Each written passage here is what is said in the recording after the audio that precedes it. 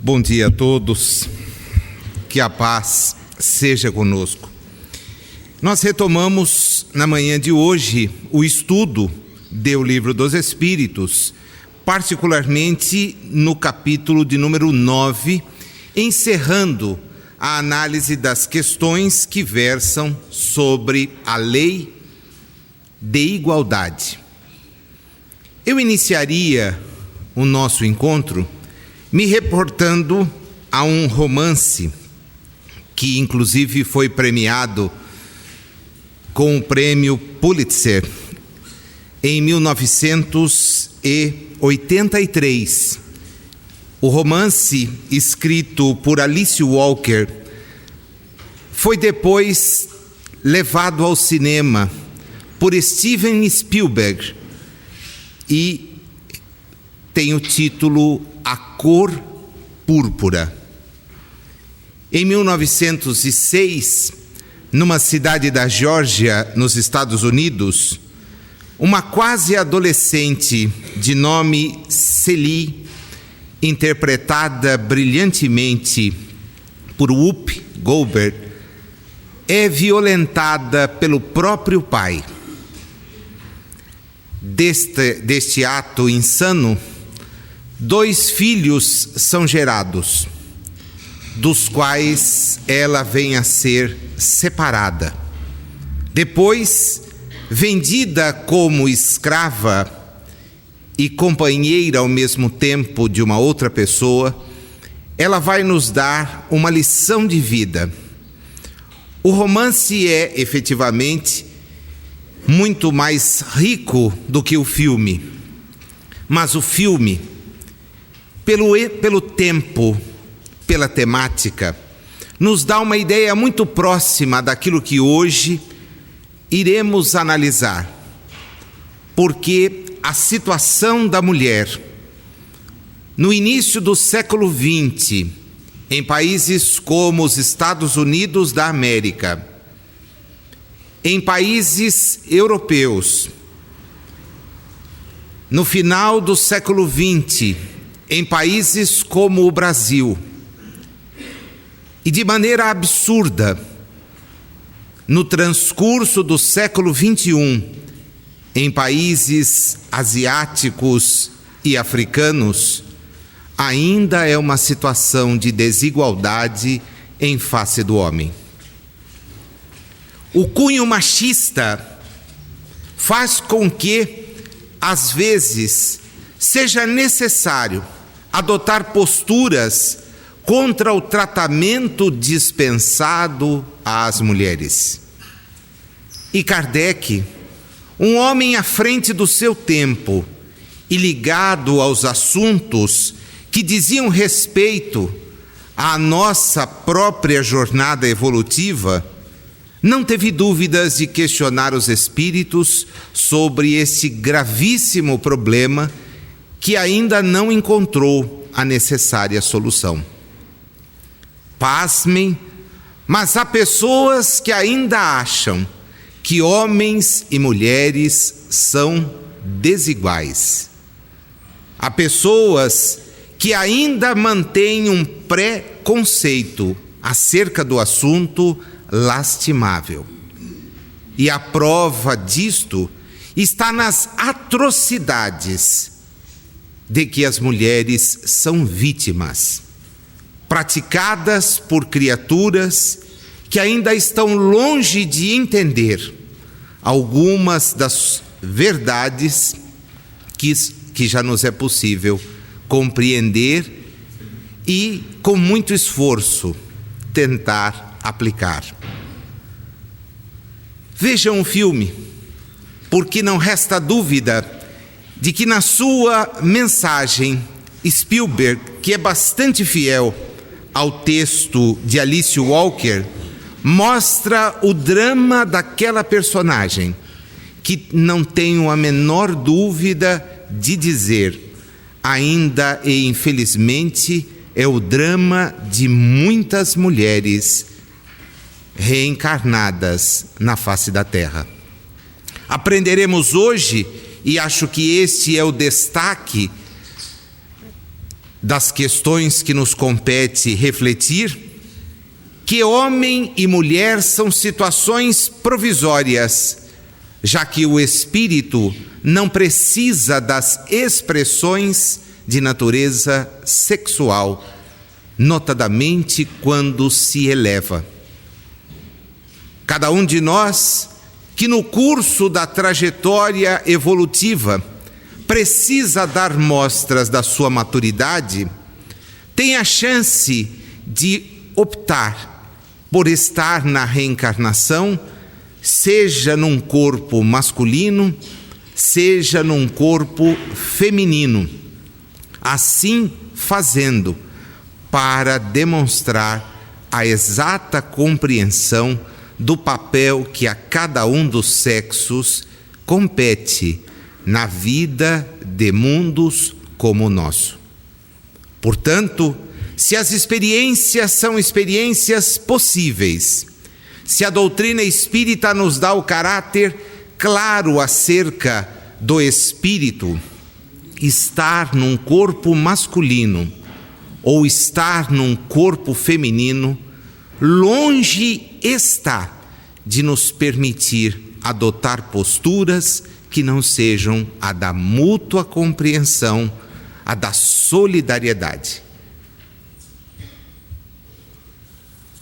Na questão de número 817, muito avante do que nós constatamos hoje, Kardec pergunta: são iguais perante Deus o homem e a mulher e têm os mesmos direitos?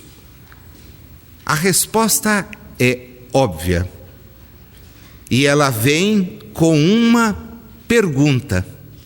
Curioso, porque os espíritos, quando querem chamar a atenção de um determinado problema, sempre usam esta técnica. Os que temos a oportunidade de estudar a doutrina espírita de uma maneira bastante atenta, percebemos que essa é uma característica. Eles devolvem o problema ampliando o questionamento. Não outorgou a ambos a inteligência do bem e do mal e a faculdade de progredir? Eles se posicionam como se a pergunta feita pelo codificador não tivesse mais nem lugar de ser apresentada. Na Paris de 1855 em diante, quando começou a ser redigido o Livro dos Espíritos, ou quando começaram a ser coletadas as informações que depois viriam a se constituir na primeira e na segunda edição desta obra fenomenal, primeira e segunda versões, perdoe-me, nós percebemos que as mulheres, embora participantes dos movimentos que inspiraram a Revolução Francesa, ainda ocupavam uma posição não de tanto destaque. E veremos até que no curso da divulgação da doutrina espírita, Kardec tem a oportunidade, e por mais de uma vez, de chamar atenção para fatos do seu tempo que traduziam uma mudança sim de perspectiva, mas ainda longe de ser a mudança ideal. Em 1867, no mês de agosto, ele registra com toda alegria que a senhora Walker havia recebido o título de doutora em medicina. E ele o faz feliz.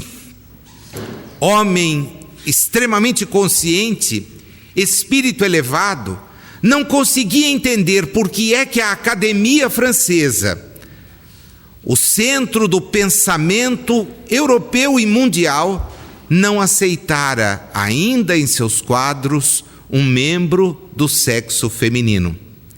E mais, não conseguia compreender por que As mulheres extremamente úteis e dedicadas nos trabalhos de socorro daqueles que se encontram enfermos, ainda não podiam ser consideradas médicas e, muito mais distantemente, vir a receber um título de doutoras na área. As questões, vocês sabem, são diferentes, né? No Brasil é que há uma generalidade de doutores e o sujeito, obtendo um título universitário, passa a ser assim tratado. Em relação aos médicos, é apenas uma transposição do doctor, como eles são tratados no inglês.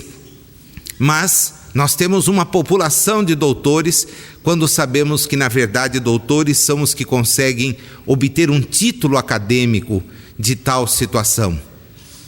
A Academia Francesa não considerava as mulheres aptas a receberem, e Walker consegue. Kardec então registra. E os espíritos se mostram extremamente preocupados, porque como é que um tema deste ainda estava presente em conjecturas? Não há distinção.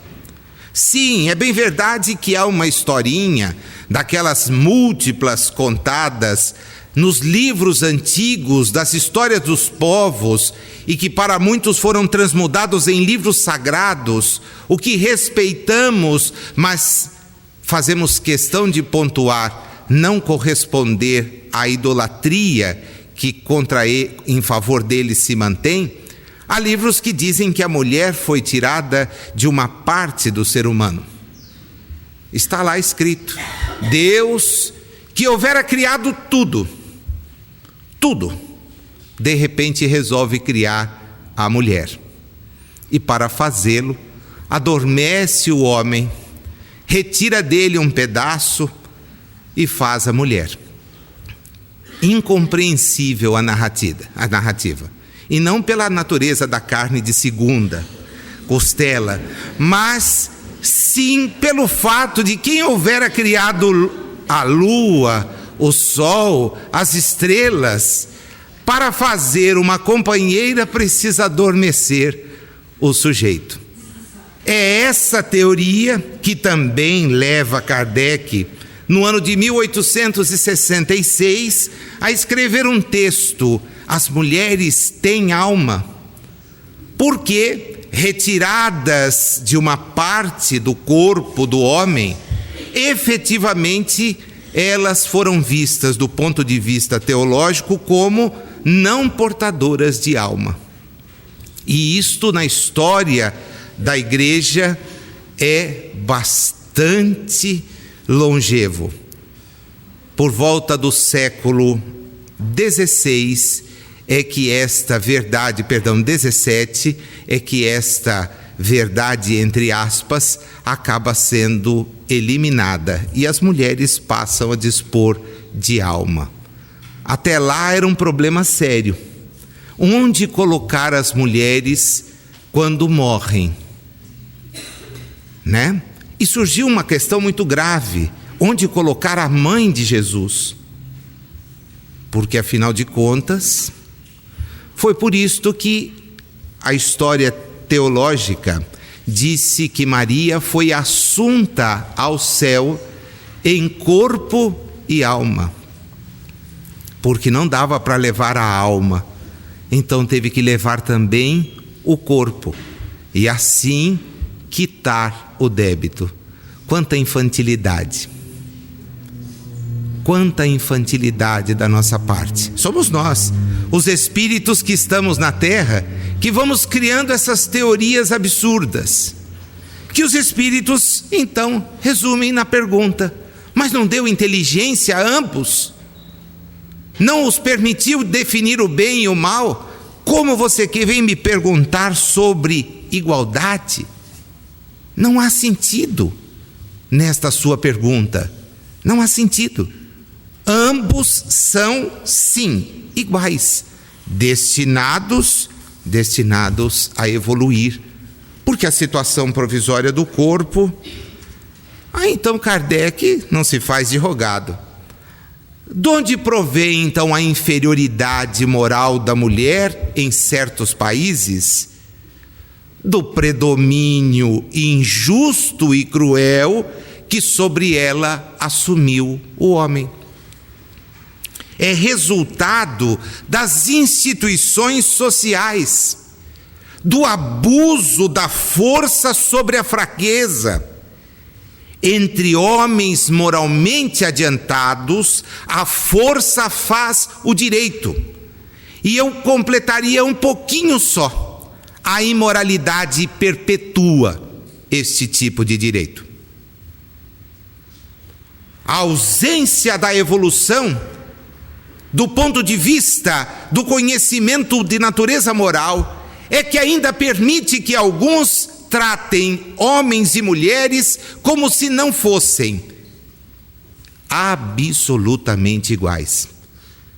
No direito brasileiro, a Constituição de 1988, um documento novíssimo do ponto de vista jurídico, foi a primeira no nosso país a proclamar esta igualdade. Se vocês voltarem no tempo, aqui aportaram pela primeira vez os portugueses em 1500. Nós demoramos 488 anos de história para dizer que homens e mulheres são iguais. Sinto ter que registrar que nós afirmamos no texto da lei, mas ainda não implementamos em definitivo isto.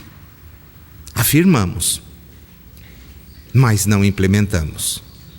Ao nosso lado, pululam experiências de países onde as mulheres não têm valor maior do que um animal de carga.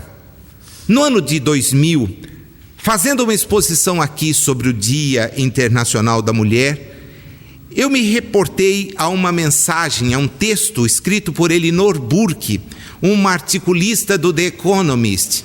Esse texto, disponível na internet, é um texto em que Elinor, aproximando-se o ano 2000, visita 10 países do mundo para ouvir das mulheres o que representava para elas a chegada do chamado terceiro milênio. E ela fica estupefata com o que ouve, porque, tendo a oportunidade de entrevistar uma jovem na Mauritânia, assusta-se em saber, primeiro, ela não tinha noção nenhuma de certas cidades do mundo, nem onde se encontravam. Não conhecia produtos simples, desses cujas marcas eu não vou aqui enunciar para não fazer campanha, mas cujas marcas são repetidas por qualquer criança dos nossos dias, quando sobre elas perguntada. E ela relata, sua vida se limitava a viver num acampamento, onde era obrigado a prestar favores sexuais aos homens que o seu dono impunha e fazer chá. O pai, lembrava-se ela, quando precisou atravessar o deserto, tendo-a e a mãe em companhia, trocou-as por um camelo. O camelo, diz ela, permitiria que ele atravessasse, as duas seriam um incômodo. E ao serem trocadas, o mercador que as recebeu, ano de 2000, impôs-lhe os serviços de fazer chá, reunir o material para tanto e de servir sexualmente todos os nômades que por ali passassem. A Elinor se revolta e escreve para as mulheres do mundo todo nesse texto, dizendo: se nós não nos unirmos no processo da educação dos filhos que recebemos, estas práticas continuarão a existir. Se nós, diz ela, as mulheres que geramos e encaminhamos os filhos para a vida social, não lhes incutirmos valores que coloquem a igualdade como ponto de partida, nós ainda veremos por muitos anos relatos tão tristes assim.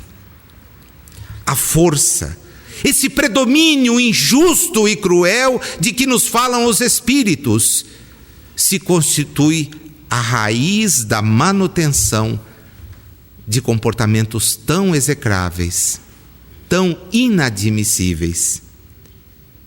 Kardec então questiona: com que fim mais fraca fisicamente do que o homem é a mulher? Sim, porque do ponto de vista físico, esta superioridade masculina é evidente. Dotado de uma estrutura que lhe permite desenvolver trabalhos mais pesados, o homem efetivamente traz sobre a constituição física uma diferença do ponto de vista estrutural, podemos dizer assim, que o torna mais apto para algumas tarefas. Isso não deve significar, da nossa parte, nenhuma postura em relação ao desempenho de qualquer tarefa. E acho que as mulheres, na medida em que se sintam confortáveis, devem e podem fazê-las, e o fazem às vezes com muito mais dedicação e afinco. Mas o fato é que os espíritos respondem para lhe determinar funções especiais. Ao homem, os trabalhos mais rudes, à mulher, os trabalhos mais leves. Eu fico pensando que talvez... Bom, deixa para lá. A ambos o dever de se ajudarem mutuamente a suportar as provas de uma vida cheia de amargor. Esse é o sentido. Mas o sentido que não pode conduzir um a deixar de ser o apoio do outro. Eu fui, felizmente, porque poderia lamentar, criado por duas mulheres, minha mãe e minha avó. Meu pai tornou a realidade espiritual quando eu contava 5 anos. E ambas sempre nos ensinaram com a mais absoluta fidelidade a ausência de qualquer distinção entre um homem e a mulher. Vivendo numa casa com 3 mulheres, e não era um harém, mas mãe, avó e irmã, eu tinha as minhas tarefas normais.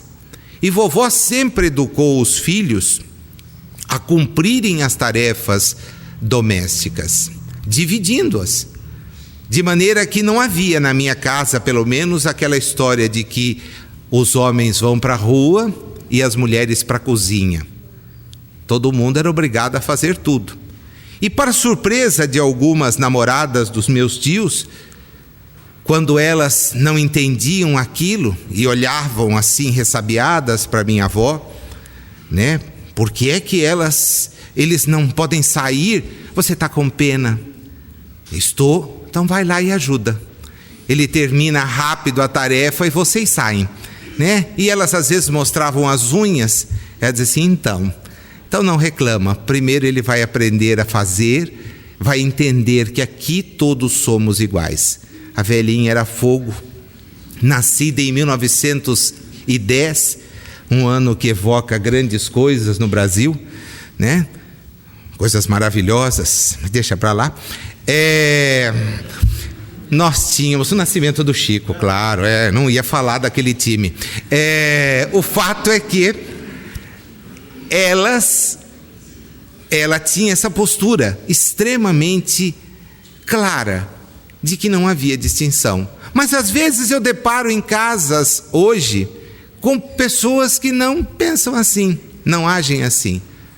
O marido espera ser servido, ao invés de ir contribuir e ir ajudar. Fiquei muito feliz nessa semana mesmo, quando vi um rapaz para trabalhar, chegando para trabalhar, trazendo o filho naquela bolsa canguru, né? E fiquei observando, a esposa trabalha num local onde não é possível levar a criança, e ele leva a criança para o trabalho.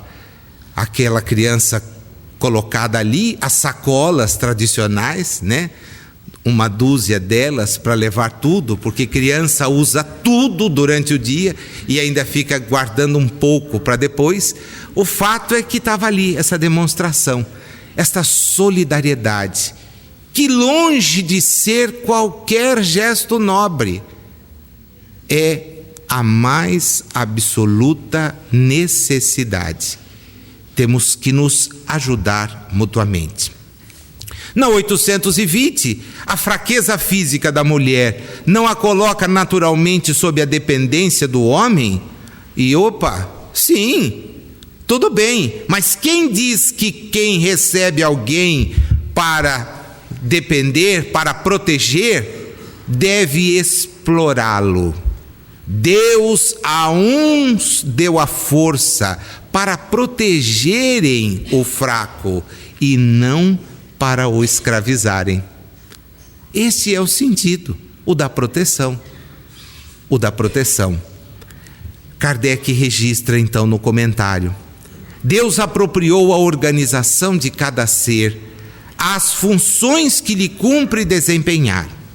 Tendo dado à mulher menor força física, deu-lhe ao mesmo tempo maior sensibilidade em relação com a delicadeza das funções maternais e com a fraqueza dos seres confiados aos seus cuidados. E qualquer um de nós evoca o amor materno quando quer dar o sinônimo do amor cuidado, porque são as mães que renunciam a si mesmas para nos permitir o reingresso na experiência encarnatória. É verdade que ainda as há equivocadas. Os jornais de hoje registram o encontro de uma criança numa caixa de sapatos nas ruas de Sorocaba. Triste, mas quem somos nós para julgar as condições em que esta criança foi concebida? A posição de desespero daquela que o fez. Não devemos erguer jamais o nosso dedo, nem alçar a nossa voz em críticas. Devemos sim vibrar pela criança, porque retornar a uma reencarnação com família já é complicado. Voltar sozinho, na dependência da caridade, é para os fortes. E por esta nossa irmã, que equivocadamente tomou uma atitude desesperadora, e com pena daquele que foi o seu parceiro, porque a paternidade irresponsável é um delito espiritual gravíssimo, pelo qual responderemos com a nossa própria consciência. As funções a que a mulher é destinada pela natureza terão importância tão grande quanto as deferidas ao homem? A resposta é uma gozação, né? Maior até, muito maior. É ela quem lhes dá as primeiras noções da vida. E é este o chamativo da Elinor, porque as mulheres têm sob si, sob seu cuidado, o encaminhamento à formação dos filhos. Elas têm condições de lhe transmitir valores. E que bom seria o mundo quando os valores transmitidos pelas mulheres fossem os valores da igualdade. Que elas não retransmitissem o que talvez suas avós, bisavós imaginassem ser o correto. Que elas dissessem que a mulher tem sim os mesmos direitos que o homem e que eles precisam ser respeitados. Que elas valorizassem o aspecto afetivo da compreensão, não estimulando filhos e opondo-se quando os pais façam isto, a terem um tratamento diferenciado das filhas. Nós mudaríamos em uma ou duas gerações, as concepções que hoje tanto nos deixam infelicitados. Sendo iguais perante a lei de Deus, devem os homens ser iguais também perante as leis humanas? O primeiro princípio da justiça, respondem eles na 8:22, não façais aos outros o que não quereríeis que vos fizessem. Logo, a legislação humana precisa avançar. E nós percebemos que às vezes ela não consegue isto. E se lança nos códigos, nas disposições, regras que tentam promover essa defesa, elas o fazem às vezes num sentido crítico. Basta que olhemos as últimas leis editadas no Brasil sobre o assunto, porque ainda revelam uma diferença fantástica de tratamento. E ainda se constata, por pesquisa simples, a diferença, por exemplo, de remuneração. Quando homem e mulher, cumprindo a mesma tarefa, são remunerados de maneira diferenciada, às vezes em até 30%, como alguns números apontam.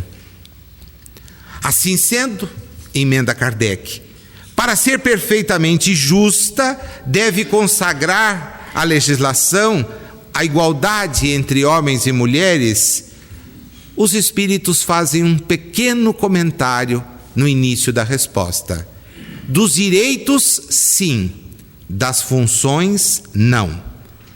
Preciso é que cada um esteja no lugar que lhe compete. Ocupe-se o homem do exterior e do interior a mulher.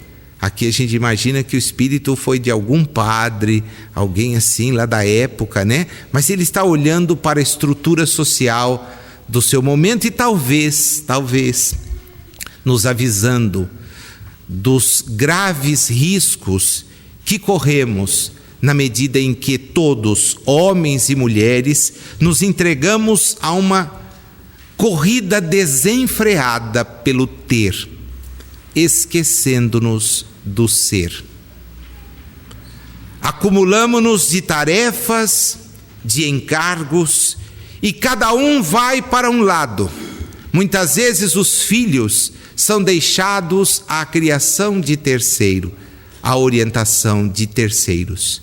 Nem o tempo destinado a acompanhar-lhes o desenvolvimento escolar existe. E muitos imaginam que a escola há de substituir o lar na formação moral daqueles que recebe. Vem dos pais o primeiro exemplo. E é preciso que cheguem a um consenso. Mas de que forma? Com agendas lotadas, com compromissos aos montes, com atividades que consomem 7 dias da semana porque não se tem o 8º. Se tivesse, seria ocupado. E aí temos os filhos de babás eletrônicas, muitas vezes, os filhos de pessoas, de instituições, porque para lá são encaminhadas com idade em que não sabem nem ao menos dirigir pedido qualquer. Tudo em nome da necessidade de sobrevivência? Não. Tudo em nome de posturas às vezes egoístas. É preciso refletir. É preciso refletir. Continuam eles. A lei humana, para ser equitativa, deve consagrar a igualdade dos direitos do homem e da mulher. Todo privilégio a um ou a outro concedido é contrário à justiça. Percebam que também eles não advogam privilégios para qualquer expressão sexual. A emancipação da mulher acompanha o progresso da civilização. Sua escravização marcha de par com a barbaria. Os sexos, além disso, só existem na organização física e reforçam o que já haviam dito antes. Os espíritos podem encarnar num e noutro. Sob esse aspecto, nenhuma diferença há entre eles, devem, por conseguinte, gozar dos mesmos direitos. É importante que a gente reflita sempre. Se estamos no século 21 da chamada era cristã e constatamos tantas absurdidades, praticadas às vezes até mesmo no seio de organizações religiosas, soa confortante ver que os espíritos, desde 1857, nos orientam sobre o real papel de homem e mulher na reencarnação, partindo sempre do pressuposto de que estar num corpo masculino ou num corpo feminino representa para o espírito entregar-se a uma experiência de forma a adquirir condições de evoluir. Podemos ter inúmeras experiências num sexo, inúmeras experiências no outro, mas o contexto, o resultado delas, há de nos fazer refletir sobre o que é melhor. E avançando, as expressões sexuais deixam de ser uma necessidade, exatamente porque corpos geram corpos, mas espíritos não geram espíritos. O assunto é longo, daria aqui para falar mais 2 manhãs, sem medo de ficar monótono. Mas a gente precisa encerrar. E encerra com 2 questões que são bastante interessantes. Nós aqui chegamos pela mesma forma. A reencarnação nos traz para as experiências com um corpo frágil, que depende dos cuidados materno e paterno, de maneira que possamos empreender um aprendizado diferenciado para demonstrar, primeiro, que já evoluímos, ou então um aprendizado mais doloroso para todos, porque é necessário no contexto da lei divina, como nos demonstra a própria doutrina. O fato é que saímos daqui todos igualmente. A morte, o túmulo, nos torna iguais. E Kardec, então, quer saber da igualdade perante o túmulo. E vai justamente naquele ponto que é o ponto da ostentação, né? De onde nasce o desejo que o homem sente de perpetuar sua memória por meio de monumentos fúnebres? Último ato de orgulho. Como é que é? Último ato de orgulho.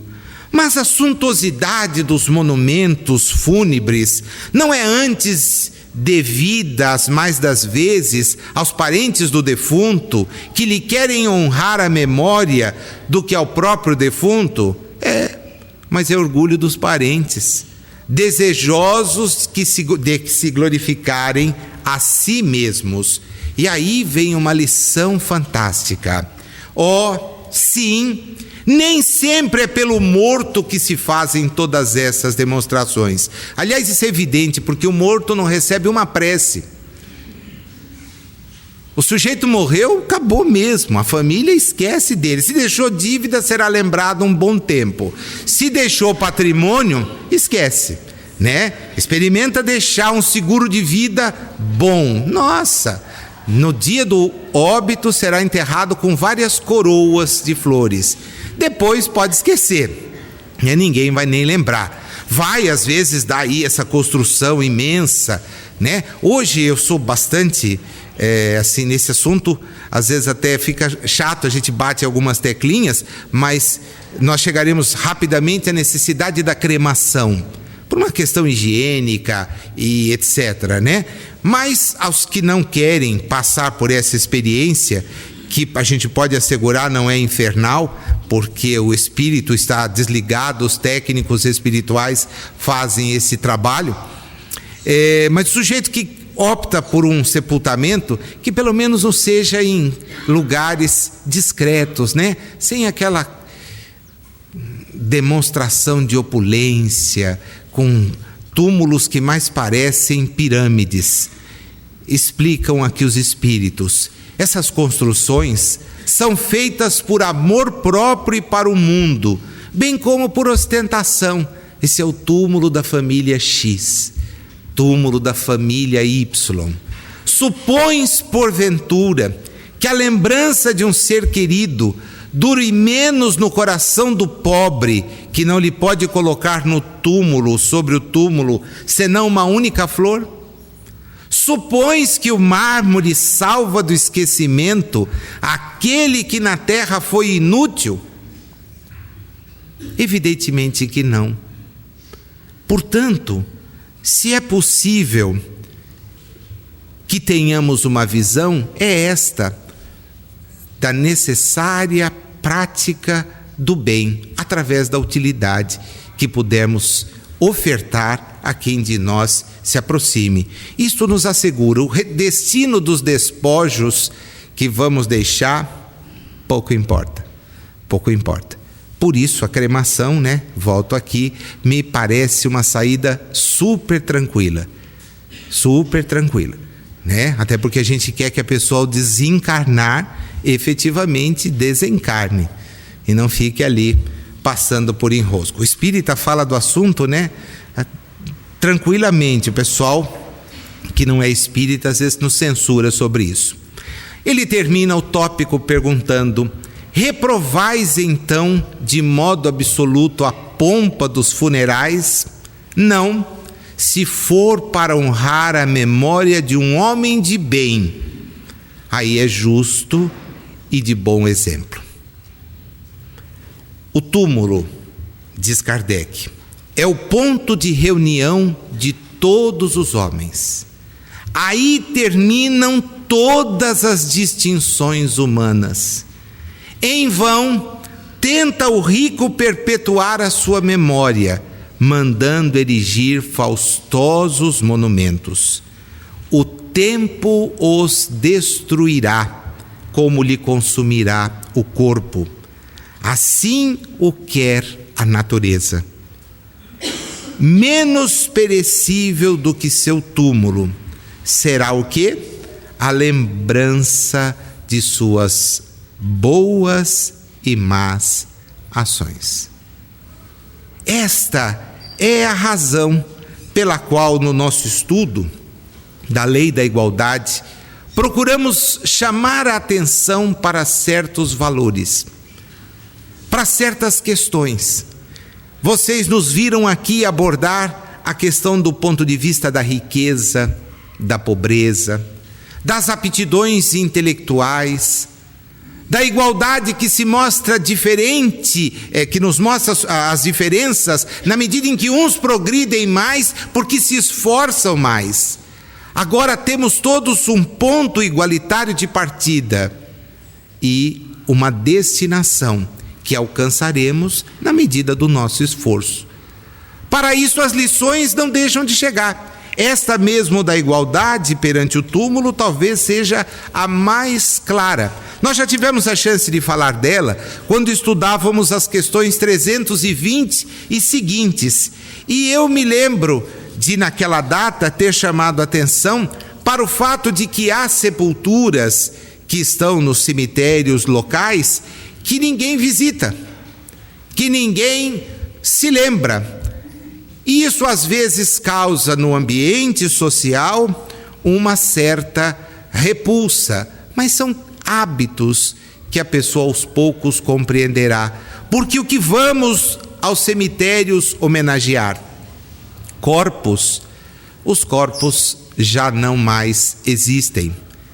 O de que não podemos nos esquecer é que a sobrevivência do espírito é uma realidade, porque ela é fruto da pré-existência desse mesmo espírito. Entendamos essa nossa condição e será assim muito mais fácil trabalhar do ponto de vista da compreensão desse fenômeno que vai nos devolver a realidade de onde viemos. A morte, o destino dos despojos, é uma questão, me parece, A segunda, absolutamente de higiene pública. O que vamos fazer, o fim que será dado, pouco importa. O importante é o fim que perseguimos enquanto encarnados, o bem que distribuímos enquanto encarnados. Vem de Religião dos Espíritos e foi psicografada em 3 de agosto de 1959. Toda vez que nos dispomos a considerar a mulher em plano inferior, lembremo-nos dela ao tempo de Jesus.